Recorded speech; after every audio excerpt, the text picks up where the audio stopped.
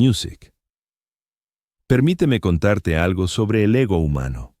Es una fuerza sutil que se esconde justo bajo la superficie de cada decisión que tomamos, cada frase que pronunciamos, cada silencio que guardamos. Nos gusta pensar que somos criaturas racionales, dirigidas por la lógica y la voluntad libre, pero en realidad, gran parte de lo que hacemos surge de un tira y afloja entre la voz frágil de nuestro yo interior y la imagen que el mundo nos devuelve de lo que creemos ser. Esa negociación recibe un nombre: el ego. Y aquí viene lo curioso. El ego actúa como la máscara que nos ponemos y como el espejo en el que nos miramos. Es la historia que nos contamos sobre nuestra identidad, pero también la cárcel que nos impide ver quiénes podríamos llegar a ser. Los psicólogos lo han investigado durante décadas. Sigmund Freud fue quien popularizó el concepto de ego, viéndolo como el árbitro entre nuestros impulsos primitivos y nuestros ideales elevados. Pero incluso antes de Freud, los filósofos antiguos ya lidiaban con la misma duda, aunque con términos distintos. ¿Quién soy en el fondo? ¿Soy la suma de mis anhelos, mis temores, mis logros? ¿O hay algo más profundo que yace bajo la piel? Music. Antes de seguir, quiero que imagines una escena. Supón que entras en una sala abarrotada y en ese preciso instante sientes decenas de hilos invisibles que te tiran de todas partes. Te yergues más, modificas tu voz, te ríes de chistes que en solitario no te harían gracia. Lo que pasa ahí no es mero comportamiento social, es tu ego interpretando un papel. Y lo más intrigante es que, aunque entraras sin guión, tu ego te lo facilitaría de inmediato. Te susurra: así es como deben verte. Así estarás a salvo. Así encajarás. Pero aquí es donde la cosa se pone aún más fascinante. Si el ego es el actor sobre el escenario, ¿quién observa la obra? ¿Quién ocupa el público de tu existencia, juzgando en silencio cada gesto? Ese es el bucle infinito que genera el ego. Te convierte en protagonista, en juez y en espectador simultáneamente. Y cuando empiezas a percibirlo de verdad, a captarlo con claridad, tu visión de ti mismo comienza a transformarse. Los investigadores han hallado algo revelador. El ego no se reduce a la arrogancia o el orgullo. De hecho, casi siempre busca protegernos. Imagínalo como un escudo. Según estudios de psicología social, el ego funciona como un mecanismo de defensa, salvaguardando nuestra autoestima cuando el mundo amenaza con romperla. Cuando nos critican, cuando fallamos, cuando nos sentimos ignorados, el ego interviene. Distorsiona la realidad, reconfigura los recuerdos, pule la historia hasta hacerla tolerable de nuevo. Pero aquí radica la paradoja. Lo que nos resguarda también puede asfixiarnos, pues cuando el ego se fortalece en exceso, nos frena el crecimiento. Nos dice: ya tienes razón, ya eres suficiente. No hace falta que dudes de ti. Y en ese instante, el mismo escudo que nos mantuvo seguros se convierte en una jaula que nosotros mismos construimos. Ahora, déjame plantearte una pregunta. ¿Cuántas veces en tu vida has discutido, no porque estuvieras tan seguro, sino porque admitir el error resultaba insoportable? ¿Cuántas veces has aferrado una identidad, un rol, un cargo, aun cuando ya no te cuadraba, solo porque el cambio daba demasiado miedo? Eso es el ego. Y si crees que el tuyo no existe, eso es solo él disfrazado hablando por boca gorda. Hay un término psicológico para esto: disonancia cognitiva. Describe la tensión que surge cuando nuestras creencias y conductas no cuadran. El ego se encarga de aliviar esa molestia. Si te ves como persona honesta pero mientes, el ego te murmura que no fue un engaño de verdad, sino una forma de cuidar a alguien. Si te consideras diligente pero pospones tareas durante días, el ego te convence de que rindes mejor bajo presión. ¿Ves el patrón? Al ego no le va la verdad. O no. Le va la supervivencia. Pero aquí viene el giro. El ego no es malvado. No es un rival al que hay que eliminar. Es simplemente parte de lo que significa ser humano. Sin él, nos derrumbaríamos bajo el peso de las opiniones ajenas. El lío no está en tener un ego, sino en confundirlo con nuestra esencia verdadera. Piensa en ello así. El ego es una careta, pero si la llevas puesta el tiempo suficiente, empieza a adaptarse al rostro. Comenzamos a creer que la careta es el rostro, que el relato es la realidad. Y cuanto más nos agarramos a ese relato, más cuesta oír la voz serena que late debajo. La voz que no pregunta ¿cómo me ven?, sino ¿quién soy en realidad? Ahora es donde la intriga se intensifica. La neurociencia actual nos revela algo cautivador. El cerebro posee lo que se conoce como red en modo por defecto. Esta red se activa cuando reflexionamos sobre nosotros mismos, nuestro ayer, nuestro mañana, nuestra proyección en el mundo. Es, literalmente, la huella biológica del ego. Y lo más llamativo es que esta red se apaga en estados de meditación profunda o en instantes de flujo total. Cuando un artista crea sobre el lienzo, cuando un músico se sumerge en las notas, cuando olvidas tu ser en la maravilla de la hora. En esos instantes excepcionales, el ego afloja su control. La careta se desliza y por un breve instante estás simplemente presente, sin filtros, sin defensas, en libertad. Pero aquí radica la ironía. El ego, aun cuando se aquieta, regresa de forma inevitable. Meditas y de pronto tu mente susurra: mira qué sereno estoy. Debo ser bueno en esto. Así es como el ego se cuela por la puerta trasera. Parece que no soporta pasar desapercibido. Se alimenta de la atención, incluso de la que surge al intentar soltarlo. Déjame contarte una anécdota. Hubo una vez un monje que pasó años en silencio, resuelto a vencer su ego. Un día, otro monje le preguntó: ¿por qué estás callado? Y él respondió: porque el silencio me hace más santo. En ese preciso momento, comprendió que su mutismo se había convertido en una variante más estridente del ego. Ese es el dilema. El ego puede aferrarse a cualquier cosa, incluso a la humildad. Entonces, ¿dónde nos deja esto?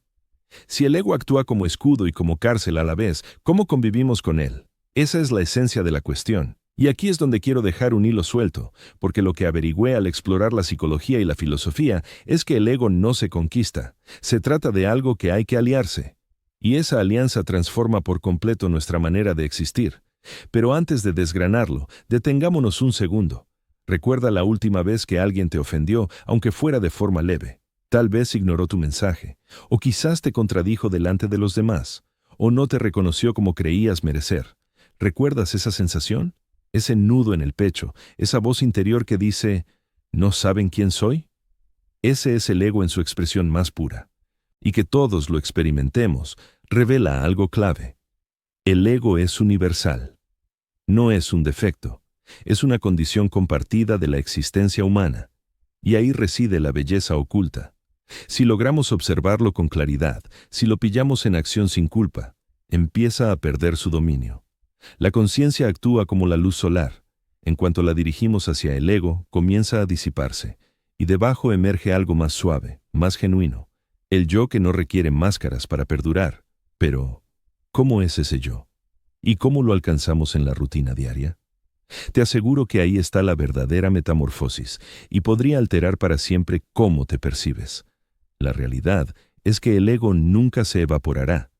Quien afirme haberlo erradicado solo habita otra narración egocéntrica. Pero lo que sí podemos hacer es modificar nuestra relación con él. En vez de dejar que tome el volante, podemos invitarlo a sentarse a nuestro lado. En lugar de verlo como adversario, podemos identificarlo como el niño asustado que llevamos dentro, siempre procurando salvaguardarnos. Reflexiona sobre ello. Cada vez que el ego se enciende, suele ser porque algo valioso parece en peligro. Tu valor, tu identidad, tu sentido de pertenencia. El ego es como un centinela que imagina el mundo más hostil de lo que es. Por eso erige barreras. El inconveniente de esas barreras es que, al bloquear el peligro, también aíslan la vida. La psicología contemporánea nos ofrece una perspectiva potente al respecto. En la teoría de la autodeterminación, los investigadores descubrieron que las personas florecen cuando se satisfacen necesidades básicas de libertad, autonomía, competencia y conexión. Si alguna de ellas peligra, el ego surge como una ola. Una crítica en el trabajo sacude tu percepción de competencia. Un rechazo amenaza tu vínculo. Sentirte manipulado pone en jaque tu autonomía. Y entonces, el ego interviene para proteger. Pero, ¿y si en lugar de responder con blindaje, nos detuviéramos y nos preguntáramos: ¿qué está resguardando mi ego en este momento? ¿Cuál de mis necesidades se ve amenazada? Ese leve cambio, de reacción a observación, puede franquear el paso a algo más profundo. Te pongo un caso. Supón que estás charlando y alguien te interrumpe. De inmediato sientes esa opresión en el pecho. Te sientes ignorado, transparente. El ego urge a contraatacar para recuperar terreno. Pero si te paras, si respiras, podrías darte cuenta. Mi deseo de respeto está en riesgo. Mi ego intenta defenderme. Y de repente, tienes opciones. Puedes estallar o puedes expresarte con serenidad, con firmeza, desde un lugar más allá del ego. La escena se transfigura no porque el ego haya desaparecido, sino porque lo has traspasado con la mirada. Esta costumbre de percibir el ego con nitidez no es solo un ejercicio mental, es profundamente espiritual. Numerosas tradiciones sabias a lo largo de la historia han aludido a idéntica verdad. La liberación arranca cuando entendemos que no somos la voz en nuestra mente, somos la conciencia que la sustenta. El ego grita, defiéndete, demuéstrate, domina todo. Pero el yo profundo murmura, ya eres suficiente. Y cuanto más nos sintonizamos con esa voz sutil, más vivimos desde la autenticidad en vez del temor. Pero aquí el dilema persiste. El ego no solo genera padecimiento, también es fuente de impulso. Algunas de las obras artísticas más grandiosas, los hallazgos más audaces, las ambiciones más intensas, todas impulsadas por una forma de ego. El pintor que anhela perdurar en la memoria, el científico ávido de aplausos, líder con una visión que anhela ser relevante, elimina todo eso y tal vez ninguna de estas invenciones habría visto la luz. Por eso, el objetivo no pasa por aniquilar el ego, sino por fusionarlo con nosotros, por permitir que nos ayude sin que nos domine. Piensa en el ego como en una llama. En una chimenea, calienta el hogar. Sin control, devora la casa entera. El secreto no está en temer el fuego, sino en dominar su manejo. Ahora, algo que me resulta intrigante. Las investigaciones sobre meditación y atención plena revelan una y otra vez que quienes cultivan la conciencia forjan un vínculo distinto con el ego. No logran deshacerse de él por completo. Más bien, se distancian de sus altibajos. Al recibir elogios, no se aferran. Ante las críticas, no se derrumban. Su identidad se arraiga en algo más profundo que el agrado o el rechazo. Y quizá ahí resida el enigma. Aprender a anclarte no en el relato del ego, sino en el vasto mar de conciencia que lo sostiene. Pero, ¿cómo alcanzamos eso en el día a día, lejos de cojines de meditación y tratados filosóficos?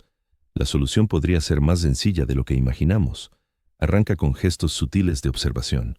Detecta el instante en que surge el impulso de reivindicarte. Siente el pinchazo del olvido. Percibe el orgullo que crece al ser admirado. Cada uno de estos instantes muestra el ego en acción, y cada uno invita a dedicarle una sonrisa serena en vez de dejarte arrastrar. Me encanta una imagen que ilustra esto. Visualiza el ego como un intérprete teatral que no quiere abandonar el foco. Si intentas apartarlo del escenario, resiste con más fuerza, pero si le haces una reverencia, lo reconoces y dejas que la obra continúe, el actor se tranquiliza.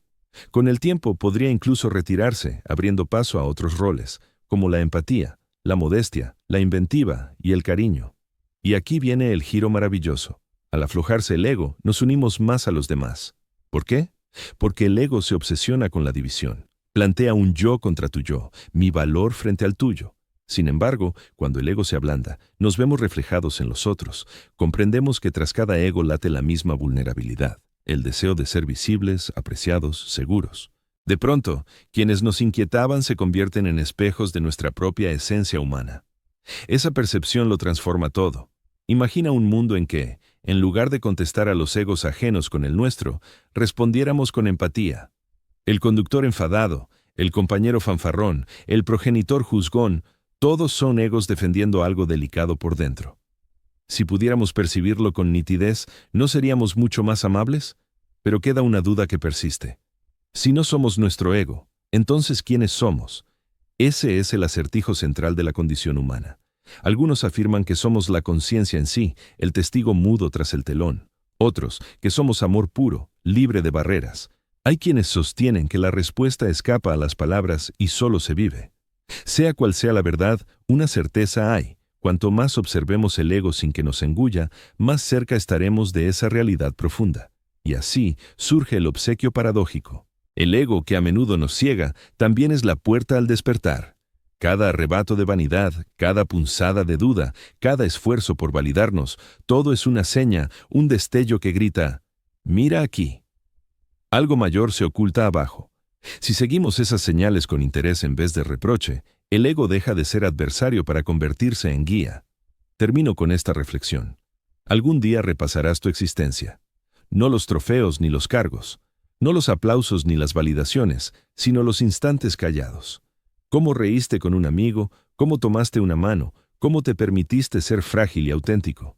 En esos ratos, el ego no tenía guión. Guardaba silencio. Y sin embargo serán los que más brillen. Tal vez la enseñanza no sea erradicar el ego, sino convivir con él en paz, advertir sus murmullos, agradecerle su escudo, pero susurrarle con ternura: no eres el jefe aquí.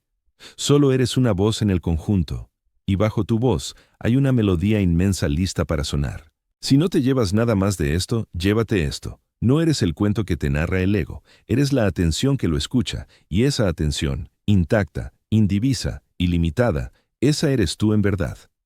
Música.